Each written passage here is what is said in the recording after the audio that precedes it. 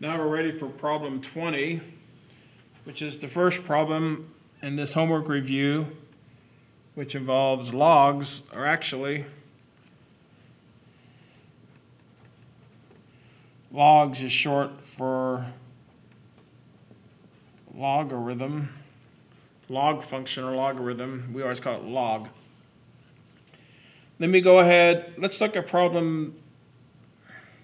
Well, let's talk about logs for just a minute. So logs can, if you haven't had them before, it can initially seem sort of confusing, but once you sort of figure them out and see them, they're not that hard. Let's just talk about some logs. First of all, a log, you know, with exponents, exponential equation, we called 4 the base, x is the exponent. When you write logs,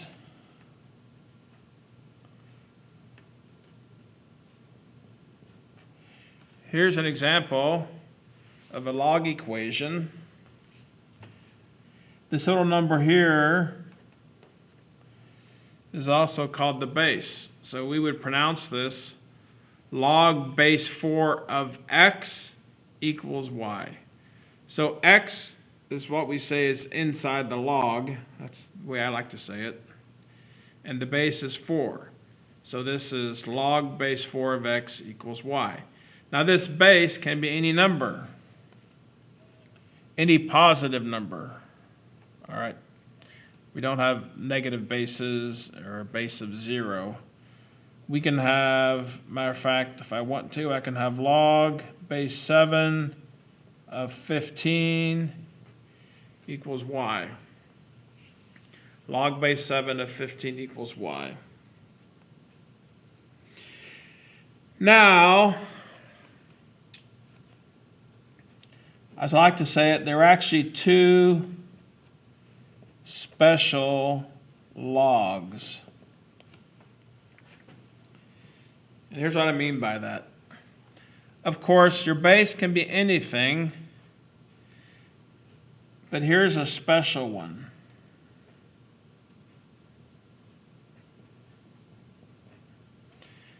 If I happen to have log base 10 of x right here,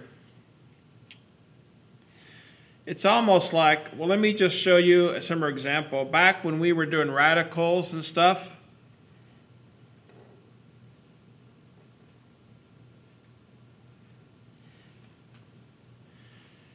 this is something you would never see me write, although it's not really wrong. This is the square root of 9, but what happens is,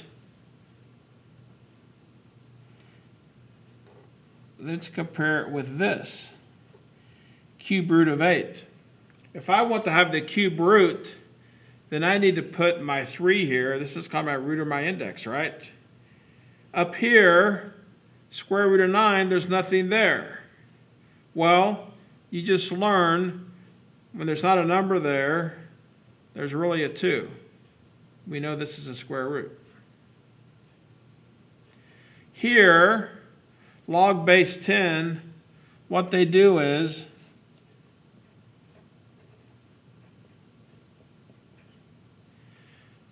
whenever there's no number there, whenever there's no base written, it's really a 10. Matter of fact, we call it, they even give it a name, the common log. Maybe log base 10 is the most common log, in other words, it's used the most, so they go ahead and say, hey, you know, why do we keep having to write the base of 10? How about whenever it's 10, we just write nothing, and we just know it's a 10. In the same way, that's how I write square root of 16.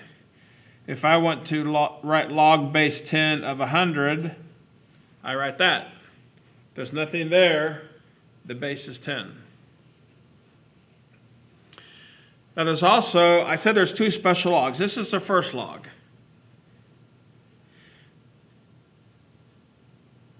There's another special log, and it's even a little more confusing, and I don't have probably the time to explain it in detail. But there's a special number in math let me, once again, take a step back and help you understand it. When you were doing geometry, there's a special number, especially when you're doing like circles, like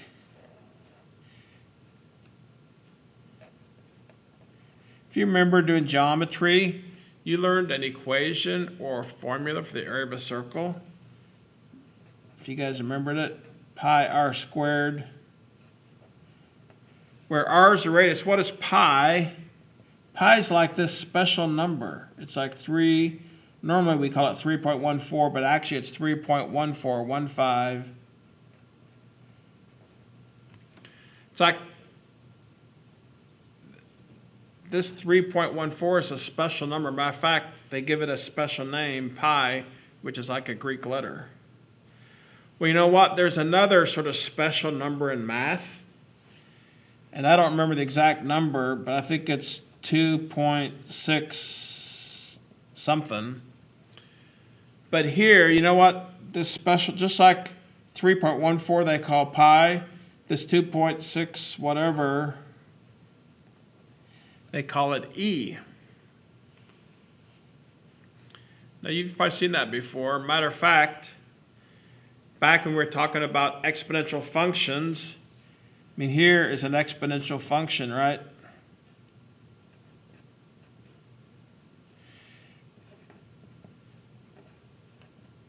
Remember, this is an exponential function, but when the base is e, and this e here, it's this special number.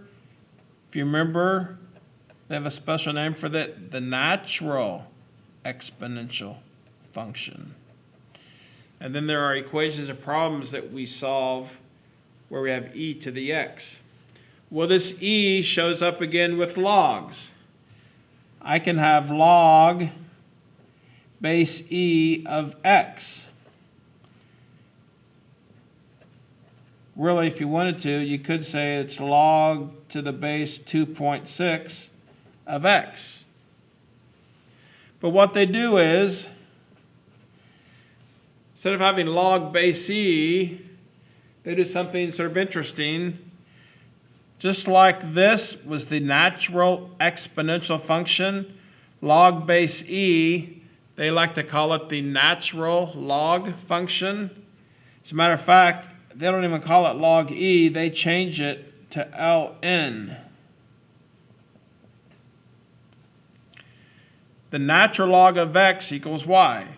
Natural log just means log base e.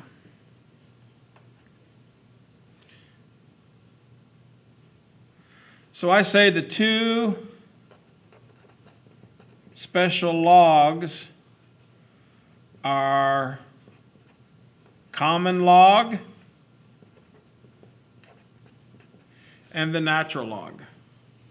These are used a lot, but another reason why I call them special is because if you go grab your calculator, most of our calculators, unless you have a really fancy one, you can actually go and do math and determine some logs. For instance,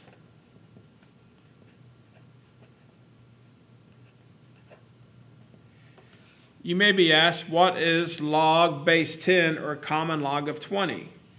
You can actually go grab your calculator and you should see a key on your calculator that says log, log. So my calculator, I hit 20, I go hit that log key, and it's 1.30. The log of 20 is 1.30. I could also, if someone says, what's the natural log of 15? If you go look on your calculator, you will also see a key that says ln. That is the natural log key. So also my calculator, I can determine this.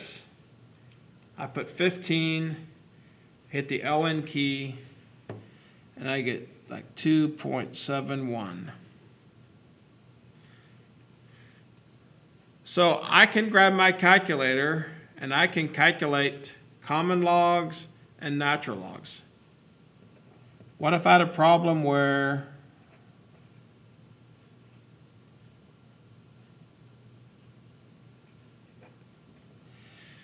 they said, please calculate log base 5 of 10. The problem is, with my calculator, and probably most of yours, I don't have a log base 5 key.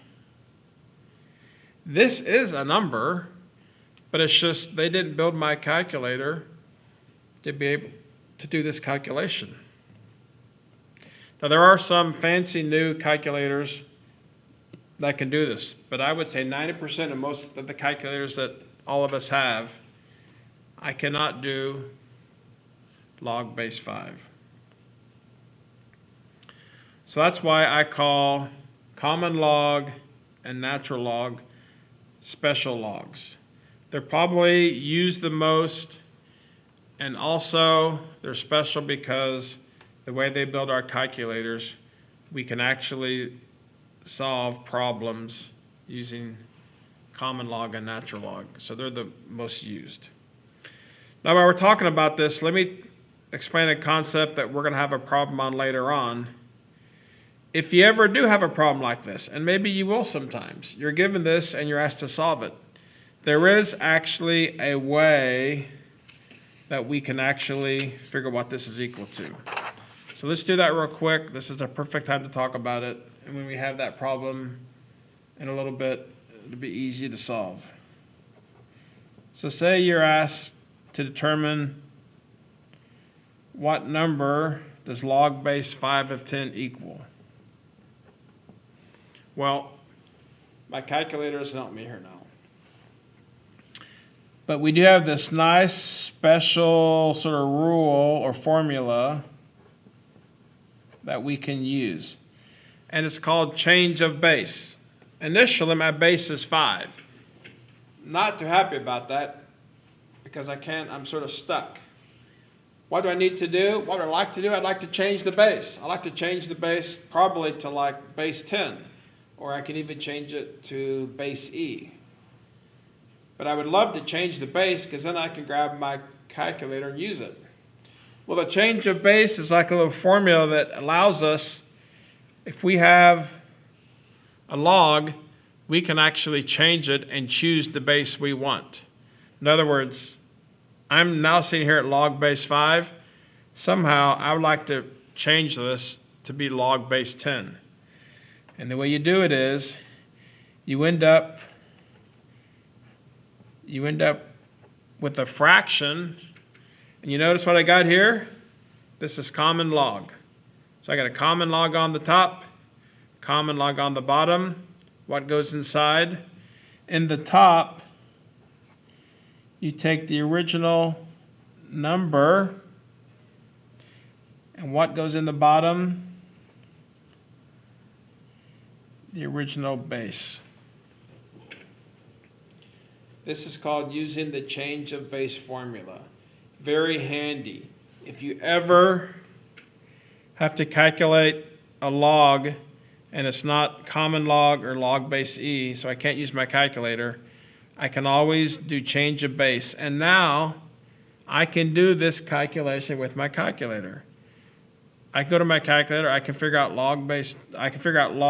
common log of 10. I can divide it by common log of 5. Matter of fact, just to show you, 10 common log, because I got that key on my calculator, divided by 5 common log, I get like 1.43. Over here, I'm stuck. I cannot use my calculator to determine this.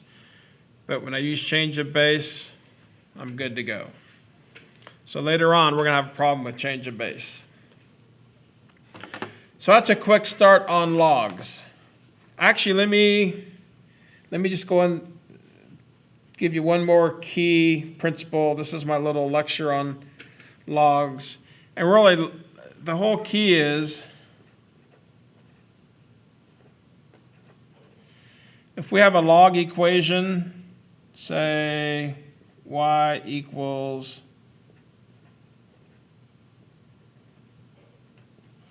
log base 5 of x. We've talked about exponential equations. log equations and exponential equations are like flip sides of the same coin. What do I mean by that? Here's what I mean, and this is really key to knowing logs. Anytime you have a log equation, I can take that log equation and rewrite it and turn it into an exponential equation. And oftentimes the way, if I'm given a log equation that I'm asked to solve, if I leave it as a log equation, I'm sort of stuck. But if I change that log equation and turn it into an exponential equation, turns out I'm able to solve it.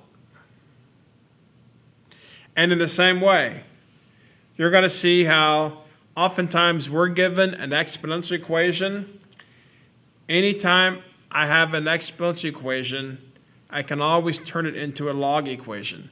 And oftentimes, if I'm given an exponential equation, if I leave it like that, I cannot solve it. But if I turn it into a log equation, I'm able to solve it. So the whole key is, it's very important. You have to know how to go back and forth between log equations and exponential equations. You got to be able to go back and forth, because that's how we solve some of these equations in math. So here's a log equation. I want to go ahead and convert this into an exponential equation. So here's something I learned, a little sort of trick that makes it very easy. It's called the circle, or I sometimes call it the wraparound method. You start with the base of your log.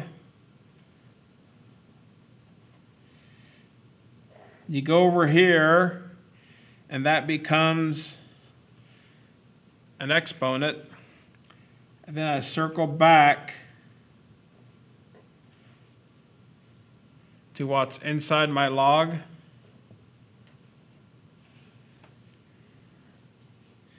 This is an exponential equation. In a sense, this equation is the same thing as this log equation. It just looks different. It's just like when you learn to factor, x squared minus 9, the way you solve that is difference of squares, and you factored it. These don't look the same, but they're really the same. This equation is actually the same as this equation. This is what we call the log equation, and this is what we call the exponential equation. Let's do another one. How about, let's do actually a simple problem. How about you're told,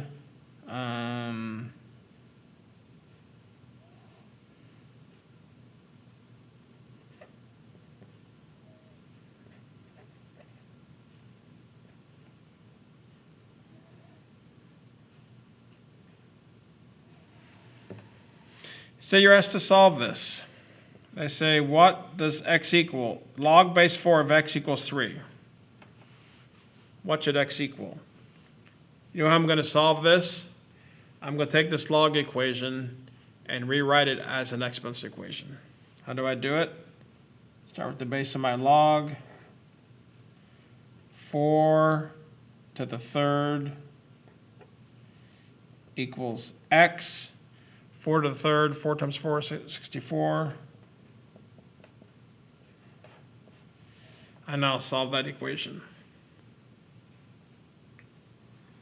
All right, so we're going to be doing this in some of these problems.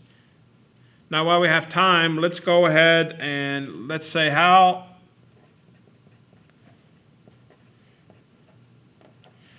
what if you start with an exponential equation and you need to change it to a log equation? So for instance, what if I have,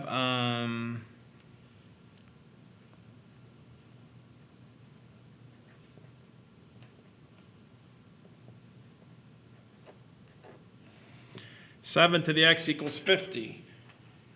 I want to go ahead and rewrite that as a log equation.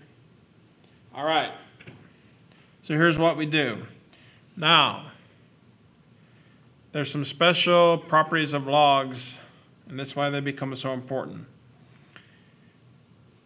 my ultimate goal here is to get x equal to something. Right now, the problem is my variable x, I like to say it is stuck up here in the exponent. It's like I'm trying to somehow take this equation and move and rearrange things to get x equals something. Hopefully x equals a number. But it's like, how do I get at this x? It's almost like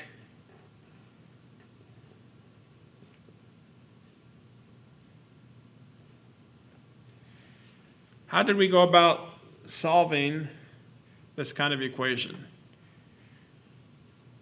Ultimately, I want x to equal something, but as it sits right now, it's like my x, I was just like stuck under this radical, stuck under the square root. Well, how do I in a sense free up the x? Well, we learned, how do you get rid of or cancel out a square root? You square it. So we realize if I square both sides of this equation,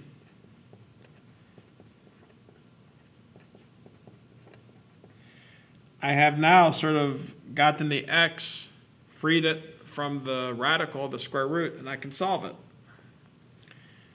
I need to do the same kind of thing here. I somehow need to get at this x up in the exponent. How do I do it? How do I do it? Logs. Logs allow us to solve this kind of equation. What I'm going to do is I'm going to take the log of both sides of this equation. And as a starter, what I'm going to do is when I take the log of both sides of this equation, I have to decide what base I'm going to use. What I'm going to do at first, I'm going to make the base of my log the same as the base of this exponent. So I have 7 to the x. 7 is my base here. I'm going to put, when I take the log of both sides. In math, you can do anything you want to a math equation as long as you do the same thing to both sides.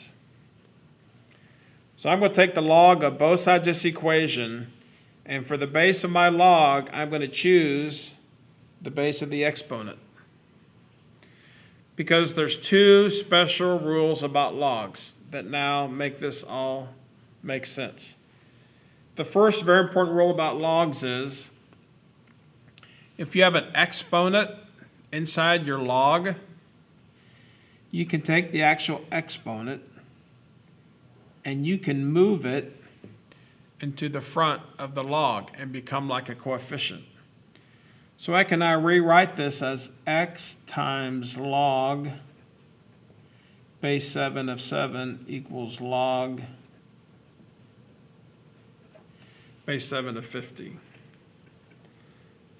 So that's one very special and important rule about logs.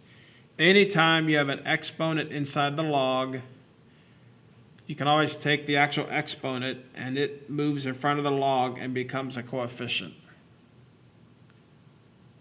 So that's the first really important rule about logs.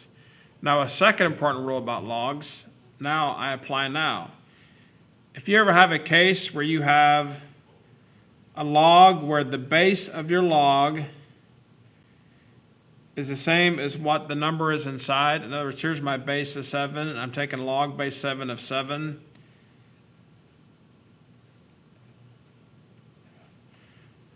Whenever you have that case, whenever the base of your log is the same as the number inside the log, that whole thing equals 1. So if this equals 1, I'm left with x equals log base 7 of 50.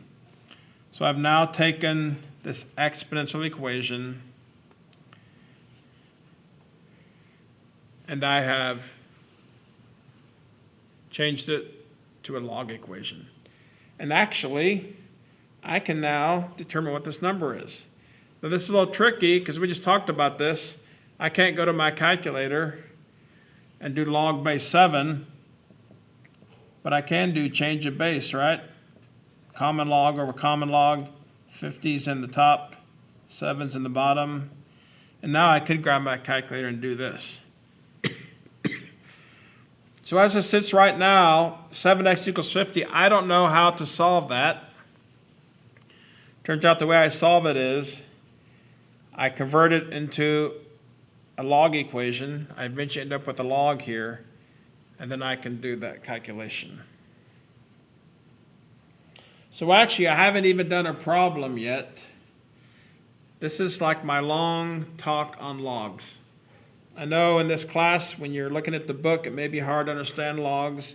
So hopefully, what I've talked about the last little bit will begin to help you understand log equations and exponential equations and how they relate to each other.